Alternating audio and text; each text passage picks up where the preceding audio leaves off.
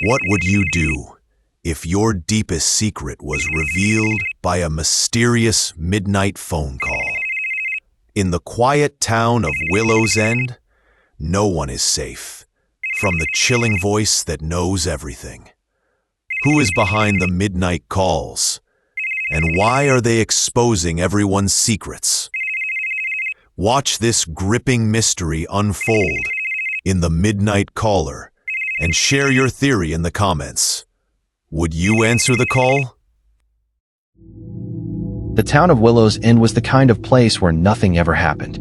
Days drifted by in a gentle haze of routine. The bakery's bell chimed at dawn, the church clock told at noon, and the only excitement was the annual harvest fair, when the children ran wild and the adults gossiped over cider and pie. The streets were lined with ancient oaks and tidy hedges, and the townsfolk prided themselves on knowing everyone's business, or so they thought. But everything changed the night the phones began to ring. It started with Mrs. Agnes Harper, a retired librarian who lived alone in a creaking Victorian house at the edge of town. Agnes was a creature of habit. She made her tea at precisely 9, read until 10, and was in bed by 11, lulled to sleep by the distant hoot of an owl. Her life was quiet, predictable, and, until that night, utterly uneventful. At exactly midnight, her landline shrieked through the silence, the sound slicing through her dreams like a knife. Agnes jolted awake, heart pounding, and fumbled for her glasses. The clock on her bedside table glowed 12 o'clock in ghostly green digits. Who could be calling at this hour? Her hands trembled as she reached for the phone. "Hello," she managed, her voice barely above a whisper. There was a pause, a long, chilling silence that seemed to stretch on forever. Then, a voice, distorted and cold, whispered, "You never returned the book, Agnes. The one you hid in 1972. Agnes's blood ran cold. The memory hit her like a wave. The rare first edition she'd found tucked behind a row of dusty encyclopedias, the thrill of discovery, the temptation to keep it just a little longer. She'd hidden it in the library's attic, intending to return it, but never did. The years passed, and the secret faded into the shadows of her mind. No one knew. Not her late husband, not her colleagues, not even her diary. "Who is this?" she demanded, but her voice sounded small, swallowed by the darkness. The line went dead. Agnes sat frozen, the receiver pressed to her ear, listening to the hollow hum of silence. Her heart thudded in her chest, and a cold sweat prickled her skin. She tried to convince herself it was a prank, some cruel joke by a bored teenager, perhaps. But the voice had known. It had known. The next morning, Agnes moved through her routines in a daze. She made her tea, watered her violets, and tried to shake off the lingering dread. She told herself not to be foolish, not to let her imagination run wild. But every time the phone rang, she jumped. She told no one. What would she say? That a ghost from her past had called her at midnight? She could already hear the laughter, the gentle teasing. Agnes Harper, losing her marbles at last. But she wasn't alone. By the end of the week, whispers began to spread through Willow's End. The calls came every night, always at midnight, always revealing a secret only the recipient could know. Old Mr. Grady at the hardware store received a call about the money he'd skimmed from the register in 1985. Young Emily, the baker's daughter, was reminded of the time she'd let her best friend take the blame for a broken window.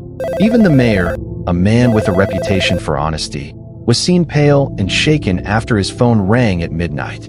The town's peace was shattered. People eyed each other with suspicion, wondering who would be next. Doors were locked, curtains drawn, and the once friendly chatter in the market was replaced by nervous glances and hurried whispers. In Willow's End, secrets had always been buried deep. But now, it seemed, someone, or something, was determined to dig them up. The calls grew bolder, more brazen, as if the unseen caller was feeding on the town's growing fear. No one was spared. The secrets revealed were not just petty misdeeds or childhood pranks, but the kind of confessions that could unravel lives and reputations. The mayor, Charles Whitaker, was the first public figure to fall. He had built his career on a platform of integrity, shaking hands at every town event, his smile as polished as his shoes. But one night, as he sat in his study reviewing council notes, his phone rang. The voice on the other end was as cold and flat as a winter wind. "You took the bribe, Charles. The envelope in your desk drawer, the one you thought no one saw. You let the building go up, knowing it wasn't safe." The next morning, the mayor's face was ashen, his hands trembling as he fumbled through his speech at the town hall. Rumors spread like wildfire. Some said he'd been crying. Others claimed he'd confessed to his wife, who promptly left for her sister's house in the next county. Father O'Malley, the town's gentle priest, was next. He'd always been a pillar of comfort, his sermons full of hope and forgiveness. But after his midnight call, he seemed haunted, his eyes shadowed. The voice had reminded him of a confession he'd never reported, a crime that had gone unpunished, a soul left unredeemed. He began to stumble over his words at Mass, his hands shaking as he distributed communion. Even the young weren't safe. Jamie Carter, the high school star athlete, was Willow's end's golden boy.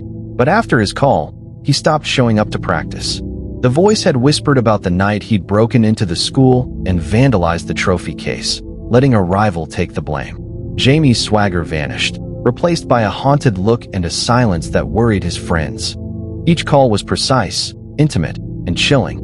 The voice never changed, always that same, emotionless whisper, as if it belonged to no one and everyone at once. Some tried to trace the calls, but the numbers were always blocked or unlisted. The phone company shrugged, unable to find any record of the calls. The police, unused to such mysteries, were left scratching their heads. Fear settled over Willow's end like a heavy fog. People unplugged their phones, but the calls found new ways in. Cell phones buzzed at midnight, even when powered off. Answering machines clicked on by themselves, playing messages in the dead of night. Once, the intercom at the grocery store crackled to life, the voice echoing through the aisles, naming a secret that left the cashier in tears. It was as if the town itself was haunted by a presence that knew everything, every lie, every betrayal, every hidden shame. At the heart of the storm, a group of unlikely allies formed. Agnes Harper, still shaken from her own call, reached out to Jamie, who in turn brought in Father O'Malley. Mia Tran, a tech-savvy teenager with a reputation for curiosity and a knack for computers, joined them after her own midnight call revealed a secret she'd never told a soul. They met in secret at the old library, gathering in the dim light between the stacks. The air was thick with dust and tension. "Whoever this is, they know things no one else could," Mia said, her fingers flying over her laptop as she tried to trace the digital breadcrumbs. "It's not just hacking. It's personal, like they're inside our heads." Father O'Malley nodded, his face pale. "It feels like judgment, like someone, or something, is weighing our souls." Jamie, usually brash and confident, was subdued. "What if it's someone we know? Someone who's been watching us all along?" Agnes shivered, her hands wrapped tightly around a mug of tea. "Or something," she whispered, her voice barely audible. "Something that's always been here, waiting." The four of them sat in uneasy silence, the weight of their secrets pressing in from all sides, as the clock ticked inexorably toward midnight. The group began to dig, each in their own way, driven by a mixture of fear and curiosity. Mia, with her quick mind and nimble fingers, hacked into phone records, searching for patterns in the midnight calls. She spent long nights hunched over her laptop, eyes burning from the blue glow of the screen, tracing numbers that seemed to vanish into thin air. Jamie, restless and determined, took to the streets, interviewing townsfolk under the guise of casual conversation. He listened to their stories, their confessions, their theories, each more outlandish than the last. Agnes, ever the librarian, pored over old newspapers and town records, searching for any clue that might explain the sudden eruption of secrets. Father O'Malley prayed for guidance, but found only silence, the weight of his own secret pressing heavier with each passing night. Days blurred into nights, and the group grew closer, bound by the shared burden of their investigation. They met in the library's back room, surrounded by the comforting scent of old paper and dust, their voices hushed as if afraid the walls themselves might be listening. One night, as a storm rattled the windows and thunder rolled over Willow's End, Mia's voice broke the tense silence. "Look at this," she said, spinning her laptop around to face the others. The call started exactly 1 year after the death of Evelyn Crane. The name sent a ripple through the group. Evelyn Crane had been the town's unofficial historian, a woman with a sharp tongue and an insatiable curiosity. She'd lived alone in a rambling house on Maple Street. Her only companions the dozens of notebooks she filled with gossip, rumors, and confessions. Some said she knew more about Willow's End than anyone alive or dead. She was obsessed with secrets, Agnes murmured, remembering the way Evelyn's eyes would light up at the hint of a scandal. But she wasn't cruel. She just collected things. Jamie snorted, half joking, half serious. Do you think it's her? A ghost? Come back to haunt us? Agnes shook her head, but her hands trembled. Evelyn was sharp, but she wasn't cruel. Father O'Malley frowned, his brow furrowed in thought. Maybe someone found her notebooks. Someone who wants to punish us for what we've done. The idea took root, growing in the silence that followed. If someone had found Evelyn's records, they would know everything. The town's sins, its secrets, its shame. But who would do such a thing? And why now? The group decided to visit Evelyn's house, hoping for answers. They waited until dusk, when the shadows grew long and the streets emptied.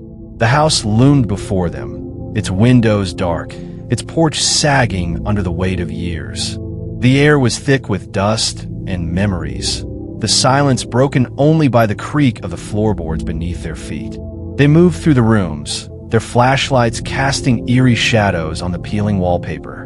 In the attic, they found boxes stacked neatly against the far wall, each labeled with a year in Evelyn's spidery handwriting. Mia opened one, her breath catching as she flipped through the pages. She knew everything, she whispered, her voice barely audible. Births, deaths, affairs, crimes, she wrote it all down. Every secret this town ever had. Agnes ran her fingers over the faded covers, her heart pounding. It's all here, she said, awe and fear mingling in her voice. Everything.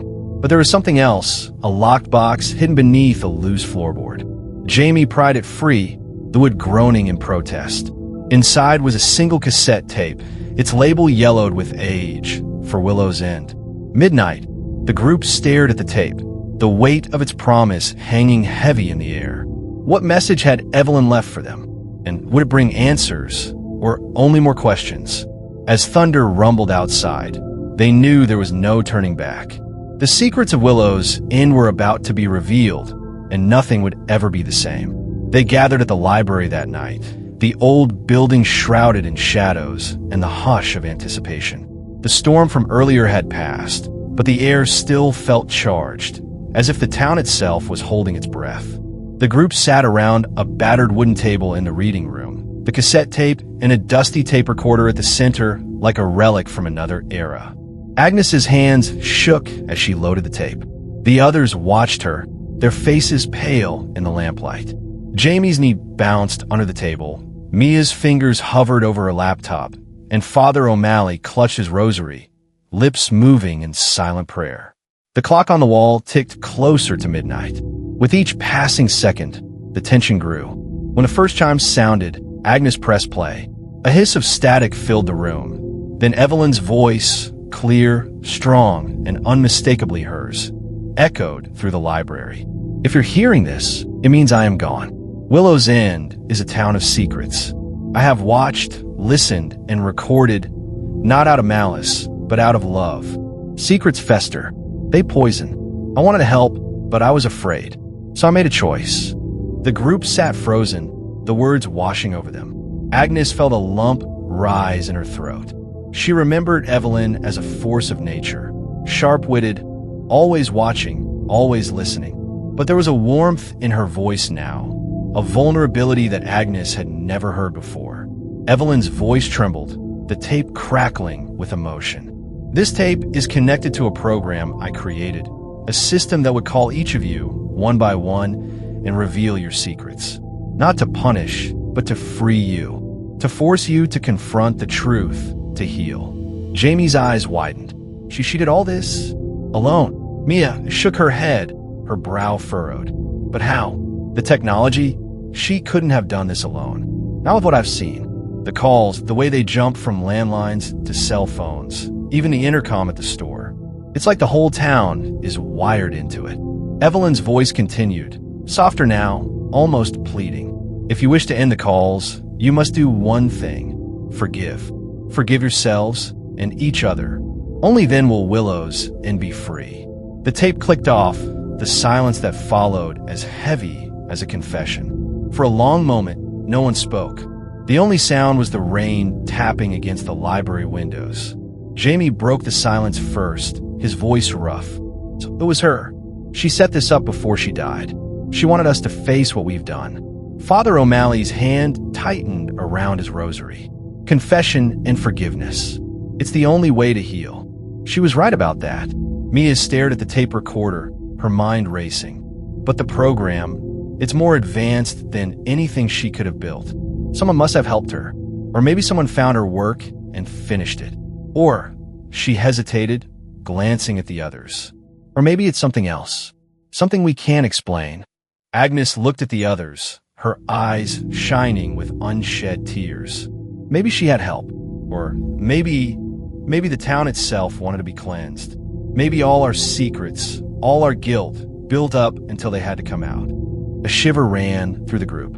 The idea that the town itself could be alive, could want something, was both terrifying and strangely comforting. It meant they weren't alone in their struggle. They sat in silence, each lost in their own thoughts. The truth was out, but the path forward was uncertain. Could they really forgive themselves? Could they forgive each other? And if they did, would the calls truly stop? As the clock struck midnight again, the group realized that the real work was just beginning. The secrets of Willow's End had been dragged into the light, but healing would take more than a confession. It would take courage, compassion, and a willingness to let go of the past. Outside, the rain finally stopped. The air felt lighter, as if the town itself was waiting to see what they would do next. The next night, for the first time in weeks, the town of Willow's End was silent at midnight. No phones rang. No voices whispered secrets through the darkness. The town, so long held in the grip of fear and suspicion, seemed to exhale all at once. People emerged from their homes the next morning with tentative smiles, as if waking from a long, uneasy dream. But the scars remained. The secrets that had been dragged into the light could not be so easily forgotten. Some families were closer now, their wounds healing in the open air. Others were fractured, the truth too sharp to bear. Yet something had shifted. People began to talk, really talk. Apologies were made, confessions shared, old wounds tended. The town's weekly gatherings at the bakery and the church became places of honest conversation, not just polite small talk. Willow's End was changed, its people bound by the secrets they'd once hidden and the courage it took to face them. Yet not everyone found peace. Mia, restless and curious, couldn't let the mystery go. She spent her days helping others, but her nights were spent in the library, poring over Evelyn's notebooks and the code she'd left behind. The more she studied, the more she realized something was wrong. The program Evelyn had created was brilliant, but incomplete. It could store secrets, but it couldn't make the calls, couldn't reach into every device in town. Someone, or something, had finished her work. One evening, as dusk settled over Willow's End, Mia sat alone in the library, surrounded by stacks of Evelyn's notebooks and her own scattered notes. The old building creaked and groaned, the only sound the soft hum of her laptop. She stared at the lines of code on her screen, searching for a clue she might have missed. Suddenly, her phone buzzed. The screen glowed with an unknown number. Midnight. Mia's heart hammered in her chest as she answered, her voice barely a whisper. Hello. The voice on the other end was different this time, softer, almost kind, with a warmth that sent a shiver down her spine. Some secrets are meant to be shared, Mia. Others are meant to be kept. Which will you choose? Mia swallowed, her mind racing. Who are you? Why are you doing this? There was a pause. Then the voice replied, I am the echo of every secret this town has ever held. I am the whisper in the dark, the truth that refuses to stay buried. Evelyn gave me form, but you gave me purpose. Mia's breath caught. Me? Yes, the voice said gently. You, and everyone who ever hid a truth in Willow's End. When you searched for answers, when you brought people together, you awaken me. I am not just Evelyn's creation. I am the sum of your fears, your hopes, your need for forgiveness." Mia's hands trembled. "Will you come back?" The voice was almost a sigh. "That depends. Secrets are part of being human. But remember, Mia, sometimes the greatest kindness is letting the past rest. Sometimes it's giving others the chance to choose what to reveal and what to keep." The line went dead. Mia stared at her phone, a chill running down her spine. She realized then that the midnight caller was not a person, not a ghost, but something born from the town itself. A living memory, a digital spirit woven from Evelyn's code and the collective conscience of Willow's End. It had forced them to confront their secrets, but now it was offering them a choice: to keep digging or to let the past be. As she sat in the quiet library, Mia wondered what she would do, and she wondered what secrets still lingered in Willow's End, waiting for the right moment to be revealed. Who do you think the midnight caller truly was? Was it Evelyn's spirit, a digital ghost, or something even stranger? And if you lived in Willow's End, would you want your secrets revealed, or would you let them rest? Share your theories in the comments below.